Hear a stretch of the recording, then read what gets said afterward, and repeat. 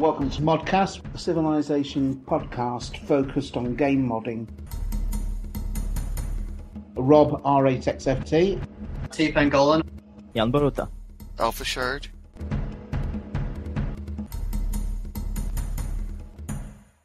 Hey there guys, my name is Jet, also known as T. Pangolin, and welcome to ModCast. Joining us is...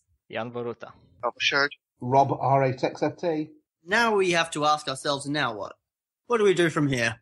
Which is basically, this is kind of the modder's dilemma, is when you want to create a mod, and yeah, that's what we do. What exactly do we want to do, and what do we want to set out to create? We're about to release probably my favorite mod that I've ever done in the history of all mods. It's so bad, it's so stupid. We've created a Lion King civ. Oh. The unique unit is the ghost of Mufasa. And he just reads out really bad film quotes like, they're eating her, and then they're gonna eat me. Oh my god. Tides go in, tides go out, Simba. You can't explain that. But yeah, we just got like the ghost of Mufasa, the unique unit, and like the leader is Simba, and the peace theme is Na Cinquenya Baba Ganoush Malama. The war theme is Be Prepared, and the whole thing is like you get like great musician points from animal tiles, and it's just so stupid. We have a Dawn of Man recording, and you can hear the voice actor that we got. He's trying not to crack up. May the light of those who have gone before shine forever upon your lands, great Simba, Lord of all lions. You came to unite all the animals of your lands under one banner, and in turn they helped you bring to life what was once desert. Your father, cruelly ripped from this world by your murderous uncle, would be proud of the kingdom you have built around Pride Rock, a land of greatness and plenty, forever watched over by the wisdom of countless kings.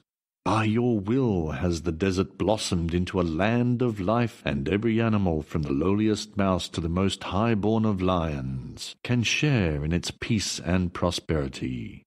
O great King Simba, today is the day when all that light touches is yours, when you are the main event, when your people need a leader who rules while feeling the love tonight. Can you be like no king was before? Can you command an empire to move to the circle of life? Can you build a civilization that will stand the test of time? The possibilities are endless. That's for sure. It's the circle of life.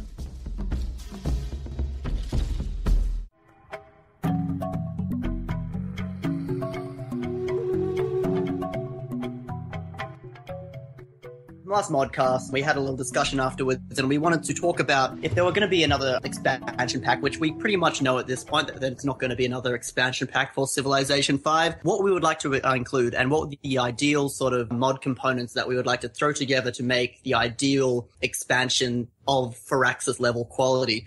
I think we all have some pretty neat ideas, and if we could reach a consensus, that would be a pretty good starting point if we wanted to collaborate on some massive overarching project. Like a fantasy setting one, maybe, where you have dragons and elves and dwarves and, ancient fantasy civs. You'd have to make a lot of civs for that, though, I know. But, yeah. Are you saying this is more of like a standalone sort of expansion like the steampunk scenario was? Or do you mean like a fully fleshed out America versus dwarves? More fleshed out, like America versus dwarves, but maybe elves versus orcs or something like that. You'll have like a whole array of unique units and techs, and maybe that's a little too much, I don't know. It would utilize the same sort of tech tree, but just add new buildings, because I would like to see, futuristic dwarves and minotaurs in space. That would be awesome. That's actually something that I've always wanted to see in like science fiction, is that when you're watching Game of Thrones and Lord of the Rings, they always said, our generations have stood around for 1,000 years, but you'd think that would get better technology on those thousands of years that they've been alive, so that'd be pretty interesting to see. That is a problem with a lot of fantasy literature, is that the science and technology doesn't seem to move forward when they sit there, thousands of years, and technology just doesn't seem to move forward at all. They never really explain it. It's just weird. In those worlds, as magic is this huge part to play as well. Yeah. That could be either restricting progress or... Mm-hmm. Awesome. That's a really interesting concept. That was actually a lot more far-fetched than what I was thinking. You kind of wrinkled my mind brain right there. Yeah. That actually reminded me of how big mods were incorporated in Civ 4 expansions. There was Rise and Fall Civilization, Fall from Heaven, all these smaller and bigger fantasy and historical mods, bigger than scenarios in Civ 5, like the steampunk scenario, which is just a rehash of the old mechanics just with cooler units. Pretty big thing, like not a game inside an official pack. Maybe that's a destination or a goal that we should set ourselves for. Get a mod included in the Civ 5 Complete Edition. If it's good enough. I nearly had one included in the Civ 3 edition, but Firaxis wanted me to sign a copyright waiver. Oh. And I didn't want to do it because I didn't know where some of the art had come from. I think it was based on other games, so I got cold feet. It's okay. Yeah, rightfully so. Yeah, better safe than sorry. I mean, like, Civ 2 had the dinosaurs in one of their expansions, so that it's not totally unfeasible to do something Yeah, crazy. and the amount of times dinosaurs just come up in science fiction is insane. Yes, it is. Like, I don't know, I was watching Doctor Who the other day, and suddenly there's dinosaurs on a spaceship, and that's not fun. That's just ridiculous. I didn't really see this going in this direction. Neither did I. Does anybody have any other ideas for, say, fleshed out expansion ideas? I'd had some ideas for a more fleshed out expansion, which didn't involve dinosaurs or trolls. Obviously, it's going to be terrible then. Yeah, well, indeed. Why am I even saying it? I don't know. I've thought of my 9 civs that would go in, and the reasons why. I wanted to include the Philistines, because I really like Luigi's Philistines. I thought I was a brilliant civ. And I think they might actually also fit into an improved ancient Conquests of the Ancient World scenario. Oh, definitely. Like a deluxe version of that. Along with that, I want Firaxis to include a mechanic, which I think would really help some of us modders, where the mechanic would be able to detect which DLCs you had, not you got Brave New World or whatever, and then from that give you the best possible gameplay experience. So, for example, with the improved ancient scenario, if you've got Babylon Civ DLC, then that would be in that scenario. If you haven't, you could still play it, but without Babylon being involved. Yeah, that's not really what they did with Scramble for Africa scenario, which they said, all right, Ethiopia has to be in Scramble for Africa, so let's just give Ethiopia to everyone for free, included in Brave New World. Well, so if you didn't have Gods and Kings, you essentially got 10 civs. Well, yeah, but I wasn't really speaking about that. This would be something that's useful for the mods such as Anno Domini. Half the people are complaining, I don't have this DLC, so I can't play it, or that DLC. It's a case of the individual PC being able to say, right, well, I've got these DLC, I've got Brave New World, so these are the civs and the mechanics that I can play with if I want to play Anno Domini. So it doesn't prevent people that don't have every DLC from playing it, but those that do can have more civs. I think, you know how sometimes Firaxis use some of these scenarios to teach us how to mod? Well, they could have the improved ancient scenario where if you have the Babylon DLC, then Babylon are in the game. If you don't, you can still play it, but Babylon don't take part. And then modders, I think more of these mods where it is total conversion would actually flourish because they could use the resources available, as many as they wanted, and not have the complaints from half the community that they don't have this DLC or that DLC. That was the idea behind that.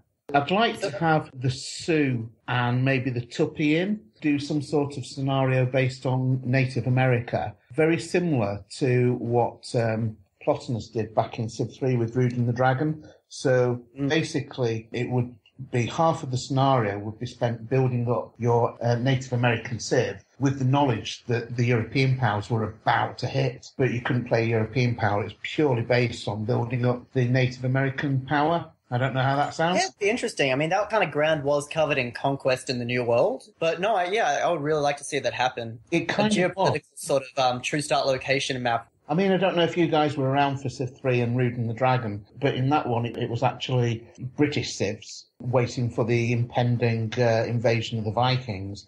But part of the first half of the game was building up your individual civ in preparation for attacks from abroad.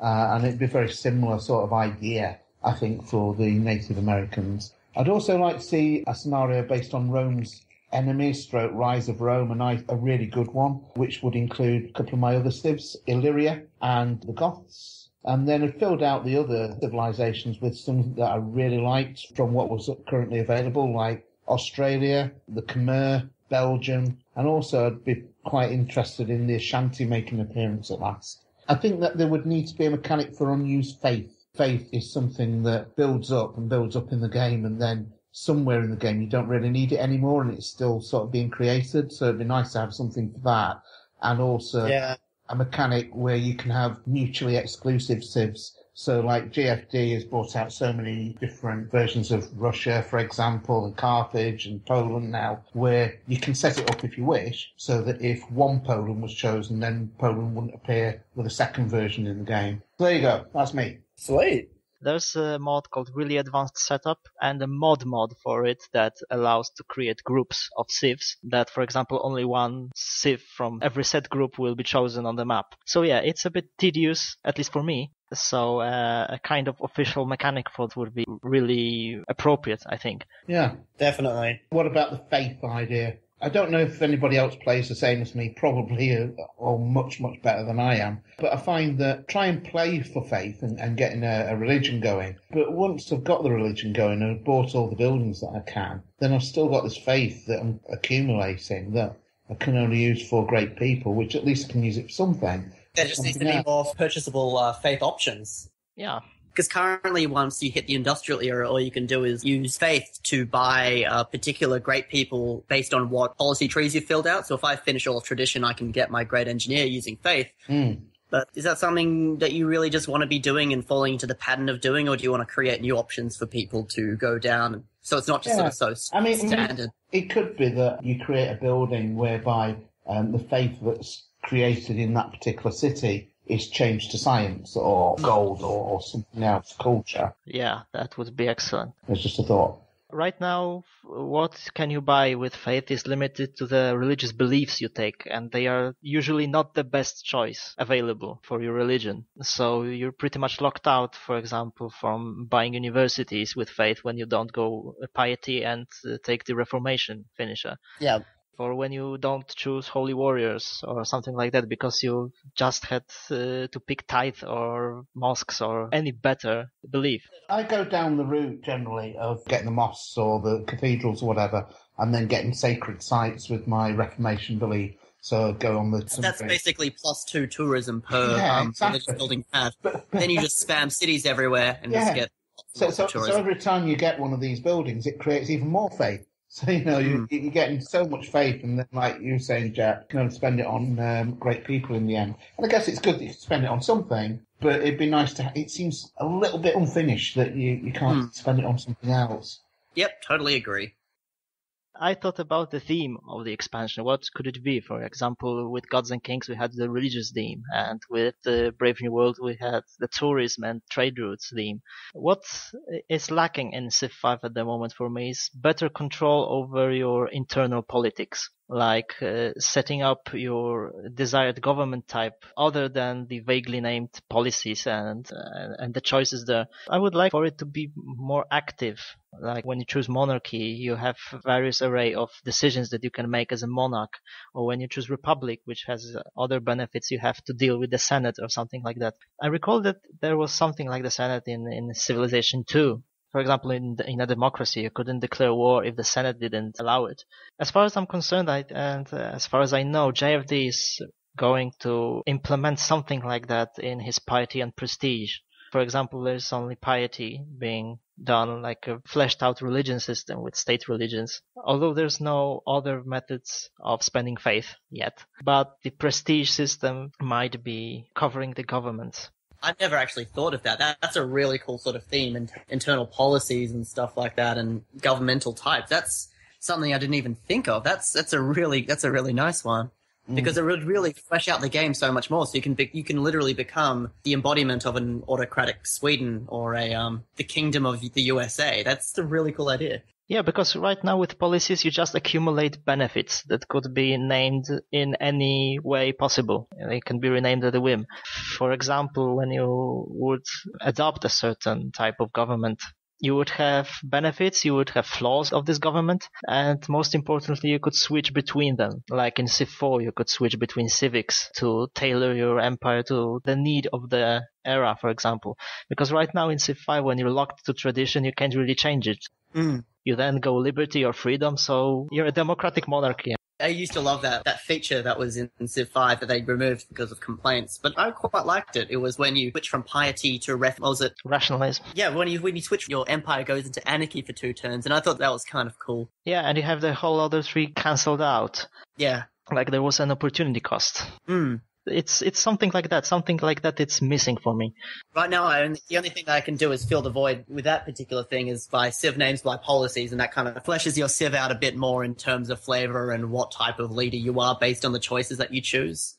Yeah. That's a tiny bit of flavor, for example. It's purely cosmetic, but it's really nice. Yeah. That's the theme, the internal, the government types, like the theme of my ideal expansion. And the civs, I didn't really think about them, a total 9 of them. But I think I would like to see some civs that were already made official in scenarios, like the Hittites or the Sumerians, made official to the new scenario. And from currently modded ones or lacking or not present, I would really like to see, for example, the Apache or the Navajo. Yep. Definitely the Nazca from Europe, Hungary. It's a glaring hole in Central Europe for me, at least. And only Congo and Mali, for example, for Africa. Those would be at least the most interesting for me and would fill in the gaps pretty nicely. Definitely.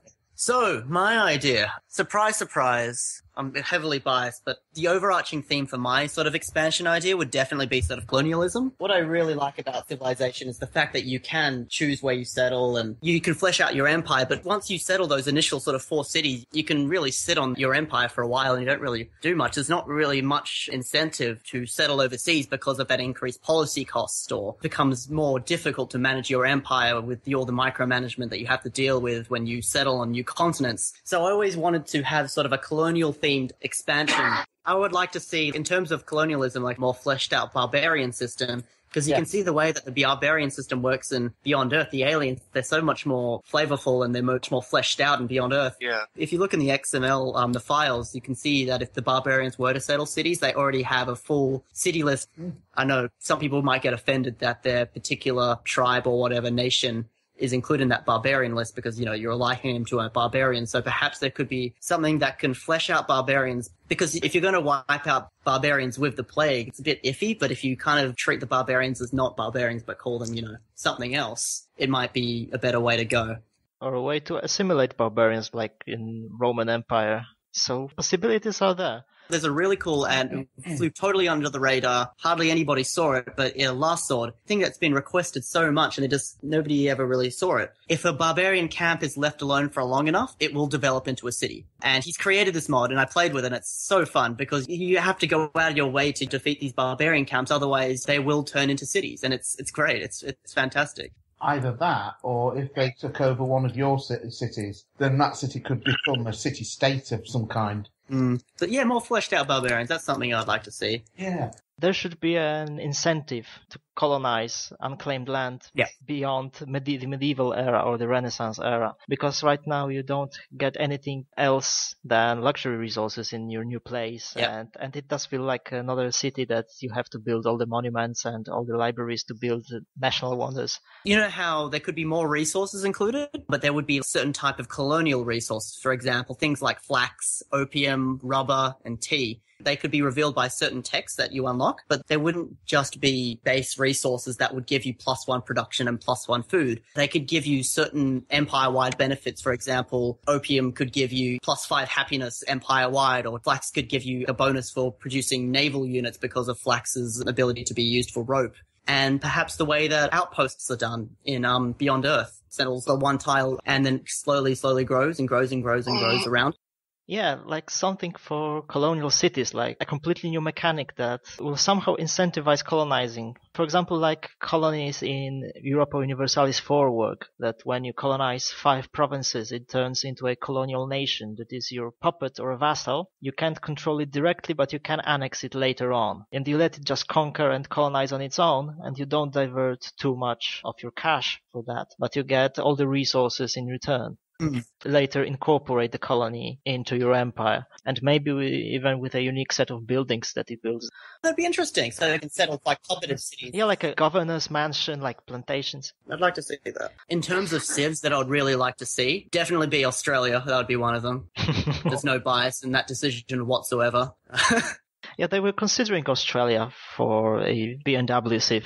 There's a really cool video panel done at Fraxicon, and it was recorded. It's all up on YouTube now. And it's like a 32-minute video, and they go into the design choices behind the particular civs that they included in Brave New World.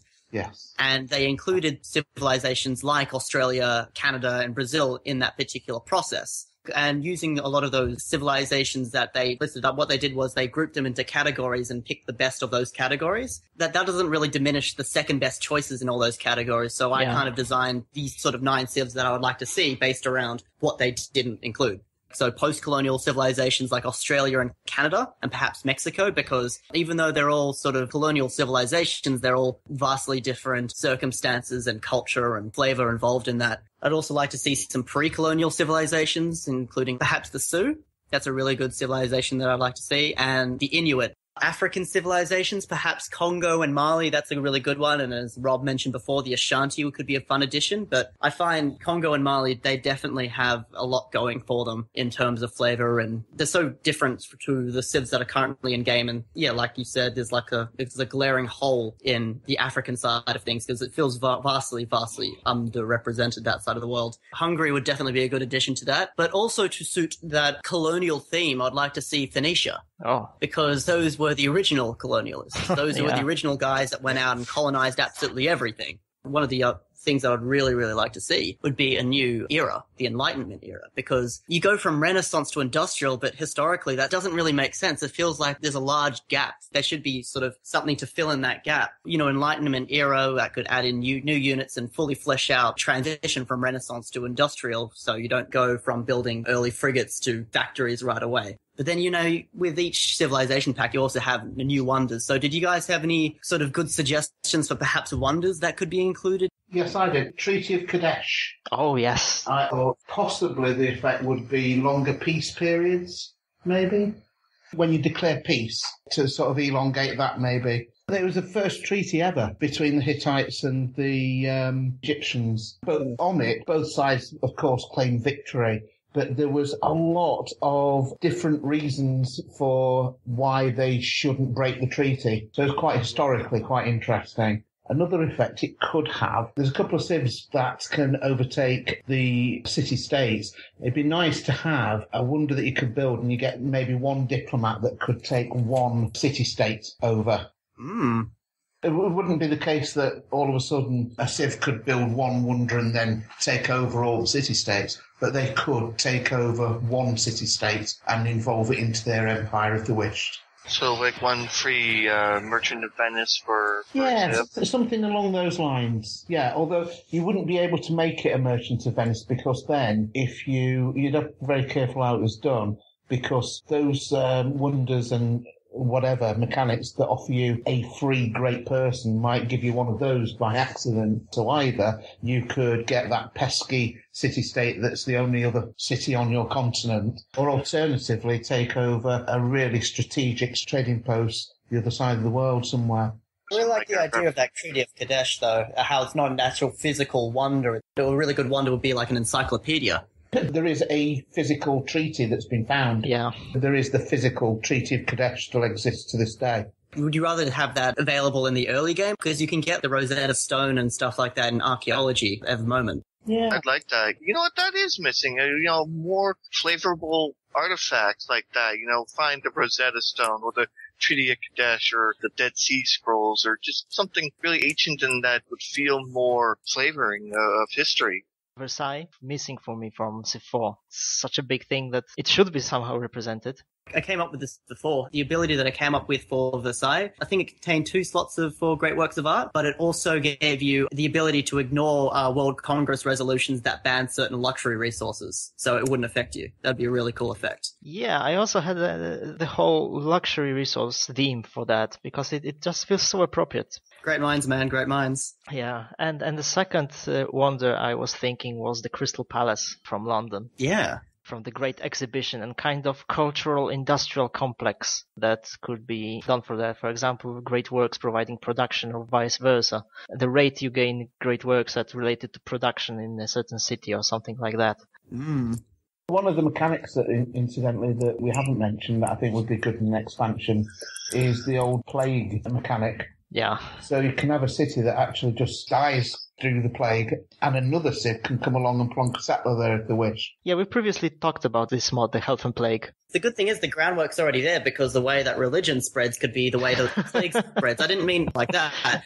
New sort of city graphics. We haven't got any African cities at the moment, or any colonial cities. The actual graphics for the cities. They've been trying to do that for ages, because city styles have existed for such a long time. There's some really good resources for Civ 4 city styles, and also, borrowing from other city styles like games like Empire Earth 2, Europe Universalis. They have lots of cool little city styles that you can make little, African city styles. But I think we would have been doing this ages ago if it weren't for one particular restriction. I think there's like a hard-coded DLL thing that you have to get past that needs to be made universal before anybody can really continue with it. Well, Luigi tried to work around any limitations, but there was always a problem with walls being tied to the initial 4 city styles or something like that. Well, is there a possibility then that an existing city style could be changed? Yeah, that was the point of the workaround, that you take, for example, the European city style, recolor it, or add elements from other city styles, and kind of mix and match them all together. But there happened other mods, and I don't know if Luigi was distracted by them or just put it off indefinitely. I don't know. Somebody created a mod out there that, depending on what continent that you settle on, that's what the city style would be. So if you settle on an African-style continent in-game, you will receive that particular city style. So that was an interesting addition.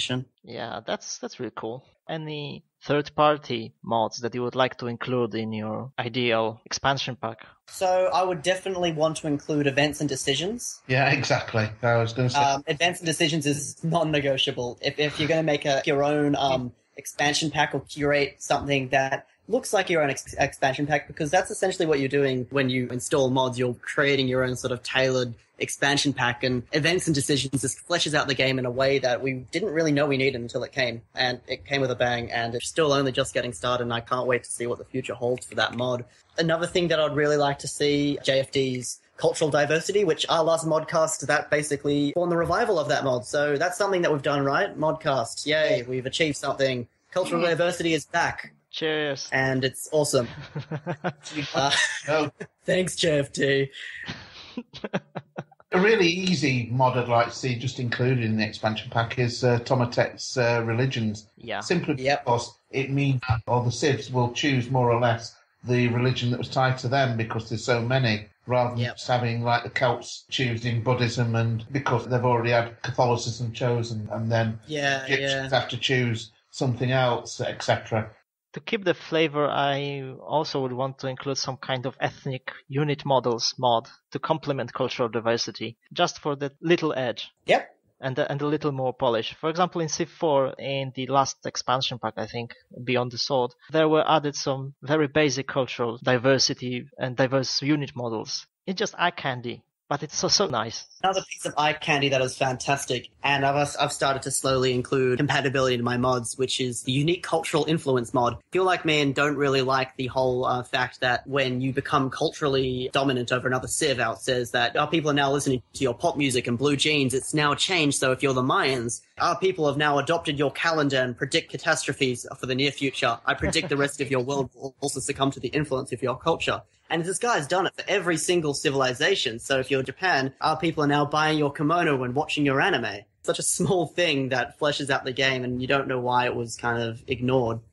It'd be good if there was ever another expansion pack brought out, which I guess there wouldn't be, for them to go back and look at some of the vanilla civs and make them up to the same standard as the Brave New World ones and Gods and Kings. God, yeah. If I was probably going to go on a colonial sort of theme, you would want to update those civilizations with colonial sort of mechanics. For example, Portugal would need to update it, so would England, Indonesia, probably Venice, and Spain, Netherlands, Denmark, India, America. A lot of these places, they probably need to have some updates to deal with a lot of the new mechanics to include it. Like, I'm only saying America and India and Denmark because they're so hilariously boring in the base game that they need to be updated in some sort of new way anyway. Rome as well. Rome is so boring. Very well organised, didn't they? So maybe that could be built into the mechanics, who knows.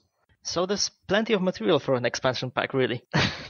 Yes, there's absolutely plenty. So we've reached the point where we think that, what else can we do now? But then we've also reached that point as well, we can do so much now. That's the correct answer to that question. Yeah, You so may think that it may look like everything's been done, but we're only really just getting started. we haven't done enough. Recorded for episode 48 with Gilded Duke, Hembill, Framed Architect, and Thalassicus. Trade routes are something that people often overlook in wartime. One big reason why the Romans were so successful that doesn't really get talked about much is they had complete and total naval dominance over the Mediterranean. A lot of people focus on their land-based legions and armies, but the Roman navy is what allowed a nation that was basically on a rather small peninsula to dominate a huge region of the world by sea, largely. Some of their conquests were by land, but trade and controlling the oceans and so on was very important for the Roman Empire. It was also their incentive for conquering in the first place, was that they could conquer all of the areas around the Mediterranean, then they could trade with those places a lot easier. The Mongols, too. Well, yeah, exactly. A lot of people think of the Mongols as just raising and pillaging and burning, but actually the Mongols set up a trade empire that allowed merchants like Marco Polo to travel from Europe to East Asia and back in relative safety. It used to be controlled by hundreds of little tiny nations and city-states, and the Mongols unified it and allowed trade to occur over vast distances. I think that's actually one of my disappointments with the trade route system. You can't really do money-making internal trades from what I can see. It'd be nice if you say, just puppeted a city, you could still trade with it for the gold. Or even, the admiral that opened up Japan, doing things like that, using military to open up trade routes. You can sort of do that because you can use them to hurry production internally. Yeah, you can do that, but you can't get gold internally, which is, I guess, the problem I'm seeing. Getting gold internally, if you think about it, gold allows you to produce something in one city and use that to construct something in another city. So like city A earns gold, city B spends it. Well, if you have a trade route that earns gold, it's basically doing the same thing. Or if you have a trade route that does production, for example, you're sending production from one city to another city. So it's already similar to gold in that respect. Yeah, the internal caravan routes are quite useful in the early game. I used them a lot in the games that I played. Especially since you can't reach other nations yet, oftentimes. Right, yeah. I love the radius distance limiting on the trade routes. I think that really was well thought out and helps the game to expand in scope as you explore more. I agree. Everything about the trade routes was brilliantly executed. Well, as usual, I want a better interface to remove some of the micromanagement from it. Well, one thing I'd really like to see, if it was all possible, if there's a way to do a plane trade route as opposed to, sea or land, because what immediately comes to mind, like the first time I heard about trade routes and the whole shipping food in between your cities, is that somebody really needs to do a Berlin scenario and just have the whole airlift thing going. Yeah. Which I think could be possible if you get aerial trade routes. You could do that in Alpha Centauri because you had supply crawlers that basically functioned similar, and you could airlift those from one part of the planet to the other. But I don't think that'd be possible with air trade routes. Well, there are airports, so it's a matter of how supposed the functionality is. What you might be able to do is have something where basically make a trade route that only is tackleable by airplanes or something. Maybe that would work. Modify the paratrooper unit to actually be like aid worker. When they land, instead of staying, they disappear and they give some bonus. That could also work, but I like the whole automated thing. Yeah, it's really convenient, and I think they did pretty well on the whole trade route interface because you just sort the list by what gold delta or whatever you want, pick a spot, and then it just automatically goes back and forth.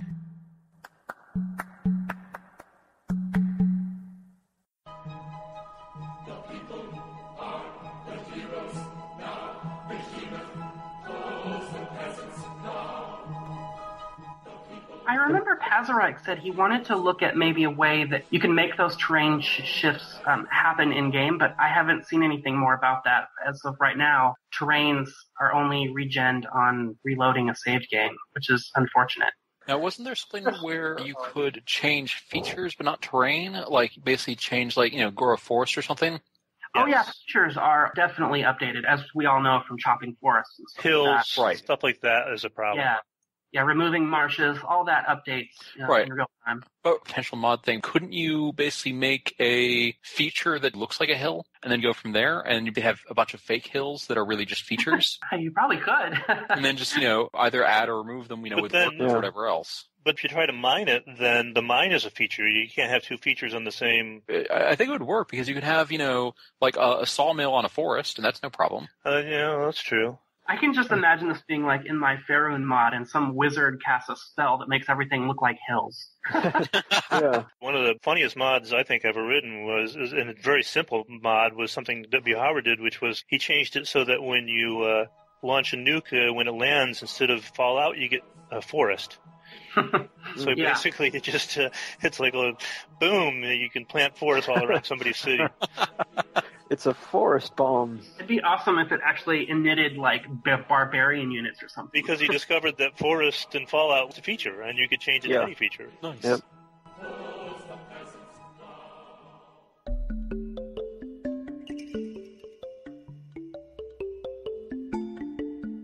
Finally, after 13 years in development,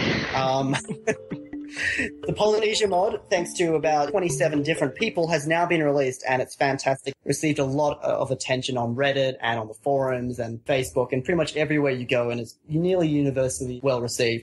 We're just speaking that some vanilla civs are so plainly boring. Polynesia wasn't necessarily boring in the first place when it was released, and it was a surprise that it was released. I remember I was very surprised when it was a DLC. But it encompassed way too many small ethnic groups of Polynesians into one, like, conglomerate civ. So what More Civs has done is splitting up the Polynesia pack like the India pack into 4 separate civilizations that are much more localized and much more focused than the previous Polynesia. We have Hawaii under King Kamehameha, an old fella, but he changes his attitude quite drastically. We've got the Maori under Chief Te Rauparaha. We've got the Rapa Nuis of the Easter Island and the Tonga Empire. Each of these civs has a very different focus and a plethora of new unique units and buildings. The Hawaii focused on specialists and specialist yields. For example, they receive great people points from combat and utilize the koa, the long swordsman replacement that doesn't need iron to build, the unique building, unique temple that gives a random specialist slot when built. Not anymore Kamehameha is the colonizing madman of Civ, but he's rather going tall. The Maori are all militaristic. They gain production towards a certain unit when they kill said unit. So for example, they kill a warrior, they will get 25% production in their capital towards a warrior.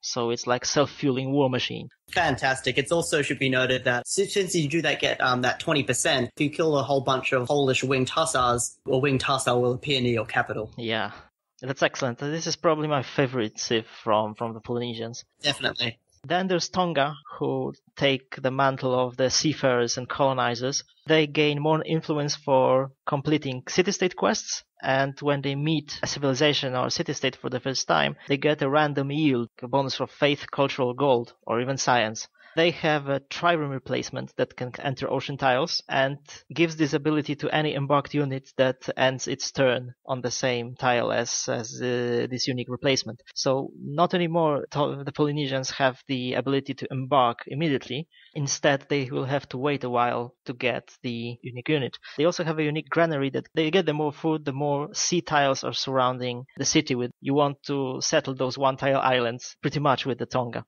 I played as a Tonga very briefly. It all looked really good, but the only thing that I noticed was, and it's not the version from Steam, it was just downloaded from Civ Fanatics when it first came out, but it didn't seem to indicate which bonus I'd got when I met another Civ or a city-state. So there was no message to say you've got X amount of science or faith or whatever. So I wasn't quite sure what I was getting. Maybe it was due to it being an old version. Maybe so. I'll load the Steam version.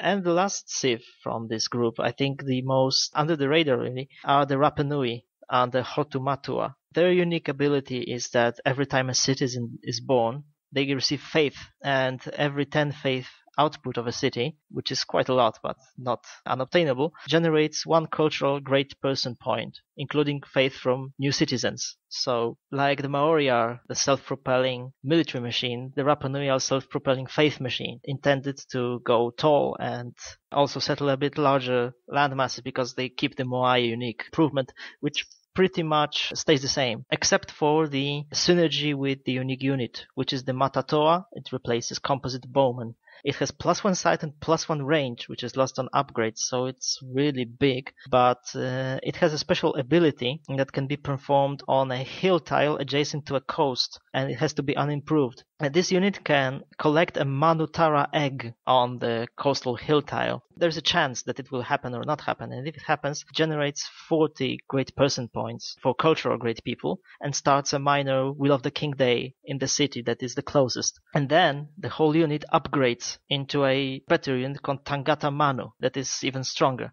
And this is related to the traditional festival on Easter Island where adolescent boys, to prove worthiness and maturity, swim to a neighboring island, collect the Manutara eggs, and then go back and climb up the cliffs of Rapa Nui. So it's kind of simulating that small thing. It's a really, really powerful unit, but you feel so accomplished when you do go onto a coastal hill tile and recreate that little festival. One thing I wanted to add, though, is that 40 great person points and the 5-turn Wheel of King Day, is that a new thing? Because I thought originally what it did was make that particular tile that it was on provide +1 faith. It's related to the Moai. +1 additional faith when Moai is built on a Manutara egg site. So only... Right, okay. Only when you construct the unique improvement. I think the unit is probably strong enough about the whole 40 cultural points and the 5-turn Wheel of the King Day thing. It's a really cool addition, but maybe it should be nerfed because I found that when I was playing Rapa Nui, you were getting so many great people. It was just an insane amount of just great people. I was just getting less faith and a ton of pretty much just great person points. It was insane. I played the Maori and the Tonga mostly right now, so I only had the Rapa Nui as my opponents, and they were always annoying me with prophets. Really? So many prophets. Wow. I think there was also one bug, I'm not sure if they fixed it, but it was with the Maui unique improvement, it could also be built on pretty much any tile. You could be built on top of any resource whatsoever, and it didn't have to be built within your territory as well, so I found myself building it pretty much absolutely everywhere to get the adjacent culture bonus. The unique unit is Taiaha Warrior. It replaces Pikeman and upgrades to Musketman. So it mimics history, where the Maori used gunpowder weaponry brought by the British. And it does a pretty regular thing. Nearby units have +5% combat strength, which comes in synergy with the unique ability that melee units lower the combat strength of adjacent enemy units. So all these Hacker Wardens. And the unique improvement of the Maori is the Pa. Hill village, a hill fort of sorts, requires engineering, can be built on hills and provides food, and can be built next to another Pa. Boosts military production by 5% when worked.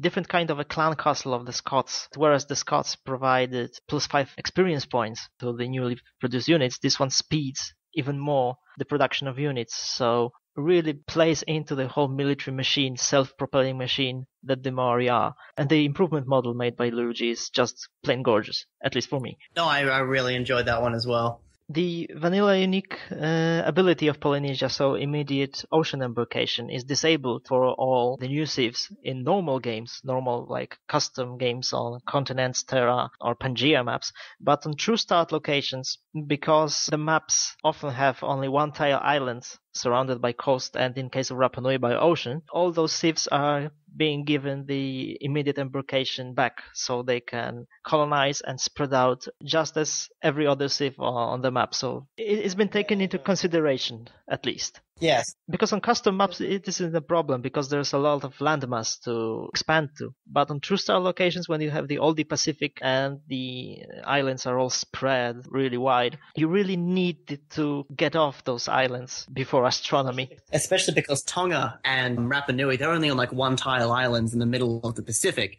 Maori don't get ocean embarkation, but they do get coastal embarkation. But I think that also should be applied to other nations. Like, if the Maori are going to get coastal embarkation, shouldn't, say, Japan get coastal embarkation as well? I'm not sure if the Maori should even get coastal embarkation. Indonesia should get. I tried playing Indonesia on true start locations and it was a pain. Yeah. Absolutely. So I think Indonesia, probably Japan and the Philippines, they'll also need to get that, maybe utilize that same code. So that's, if anything, that's a really good idea to include compatibility for that. So to sum up Polynesia, I think it weighs almost 50 megabytes because of all the music and all the assets. 4 civilizations, 2 unique improvements, all these unique buildings, all these unique units. And I mean, we like to make fun of how long it took to create, but then if you look at the amount of stuff that included in its creation, you see the sheer amount of effort that went into that particular modification. It's just pretty awe-inspiring, and it makes you want to do better as a modder.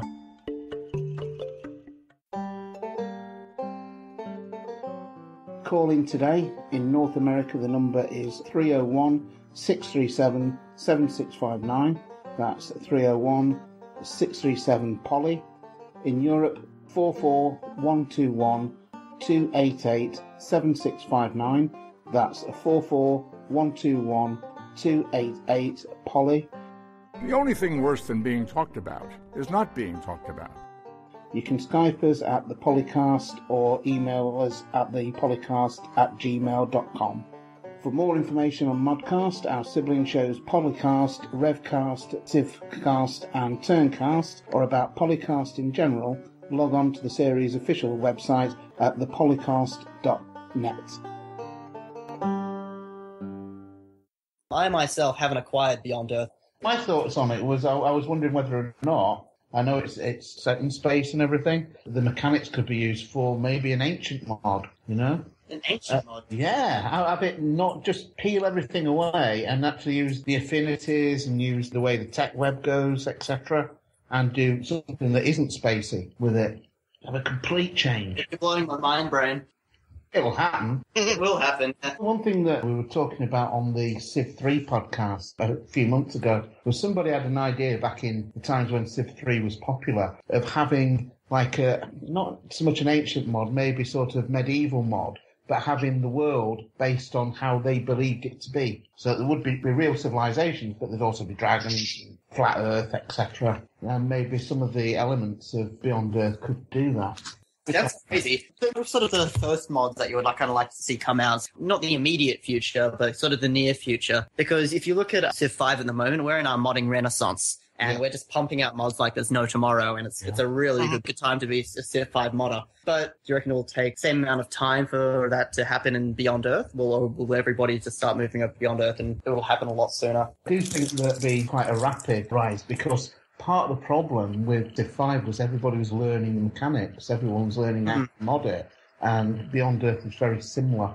So I think people cotton on how to mod Beyond Earth very, very quickly. Definitely. And additionally, I think that people already have some ideas for Beyond Earth, where maybe they would just wait and see how it would work with Civ 5. And also, of course, it's a standalone game, whereas I think some people were waiting for Civ 5 to evolve amongst the expansions before it actually had that modern renaissance. Yeah, I agree. What we really should be aiming for probably is when you're playing Beyond Earth, what exactly do you find is missing? And it's the kind of the modder's dilemma on how to fix that and how to add things that are missing. So what's interesting there is that you're considering your modding as replacing things that aren't in the game yet. And I think a lot of modders do, whereas my idea of modding is to have a concept of what I want to create and create it, as in the Anno Domini. That's my whole mantra. The reason that I really like to go after civs like Canada and Vietnam is because they weren't included in the base game, so I'm kind of, and it's this is what should have been. I think what is missing from Survive modding at the minute, and possibly will come in, and also with Beyond Earth, is the sort of total conversion mods such as Anno Domini. I think there are loads and loads and loads of those in Civ 3 and Civ 4, but at the moment with Civ 5, it is the sort of let's find the gaps and, complete them at the moment, which is working really well. Yeah, there is one conversion project called Ea or something like that is a fantasy mod for Civ 5, but I haven't checked on this in a while. I can't really tell. It's progressing quite slowly, but it's really cool. The concept is essentially you start off as a singular civ, like either a village of man or a village of elves or whatever, and based on the decisions what you do, you change into a certain civ, based on like the resources around you and how you use them. And it's like that civ names by policies, except it changes your whole civ and it gives you like a unique set of abilities based on your environment and how you use it. So it's really really ambitious. Yeah, that sounds really. That is very ambitious. Yeah, and the mod already looks very complex, so there's a lot going on behind the scenes, and I don't know if really that many people follow it, because most are accustomed to going on the Civ Steam Workshop and checking out all the historical civs or something like that. I'd be interested to see how many people actually listen to this podcast or what the audience is. I have no idea, because we don't get that many responses in the threads, but... yeah, you have to wonder if that's the vocal minority or the vocal majority. Yeah. Do Fire Axis listen to the ModCasts? Oh, do they? I wonder. That's what I'm asking. I've received a couple of PMs on Reddit from people, because I know they definitely read Reddit. I've had a couple of things that I've done that was I post on Reddit, and then I was contacted by people from Firaxis to say whether or not they can use it on Facebook and Twitter. Ah. So, for example, like I did like a True Detective opening sequence, but featuring Civ 5 leaders and a bunch of other stuff, and they said, "Oh yeah, we really like that. Can we share that on Facebook and Twitter?" You know, they definitely read Reddit, so it'll be interesting to see if they listen to the ModCast because they feature themselves on Polycast. Yes. Bye. Thank you for joining us. Yeah. Bye. See you guys. Bye. Bye. Thanks for joining us.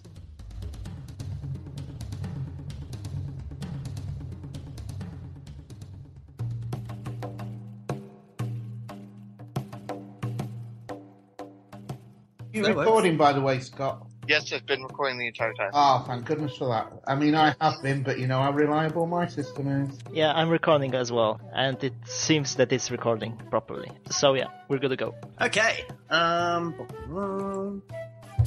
So how should we do this? Let me think of like a. Actually, can I get some? I'll just be right back. I need to get some water. We're never gonna start it. God, that was an effort, wasn't it? Oh, you're here. All right. So much better. Finally. Oh yes. So can we hear the Yeah. Is there any feedback? I mean, can you hear any echoes or whatever? Because Yeah, it was gonna give me a headache if we were gonna have to listen to your voice like that. I mean, it's perfect now. It could be the Beyond the Robot kind of thing. Domo arigato, Mr. Roboto. Oh. Domo arigato, Mr. Hutama. Yeah, Hutama is a prick. Hutama's a prick? I haven't seen him in game, mainly because I don't have the game. I'm not sure where I'm going with this. I'm really tired. Does anyone want to introduce this first topic? And welcome to episode number... Insert number here, because I cannot remember what episode of ModCast this is. Beyond Earth and where you see modding going. Like some of the topics we can talk about is, I really want to see like an Earth map. Those factions as they are right now, but on Earth. You make like a map like in the World Builder on Earth and have like the Pan-Asian Cooperative and Poly-Australia, but using the geopolitical boundaries of like what they control on Earth. That'd be pretty interesting. That would be very crazy. You go all these hundreds of light years and you find a place that looks exactly like Earth. What the hell?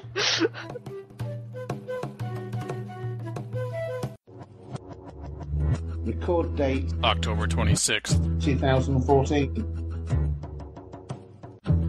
Civilization 4 and 5 sound clips. Copyright Take-Two Interactive. Copyright Civilized Communication at civcom.net.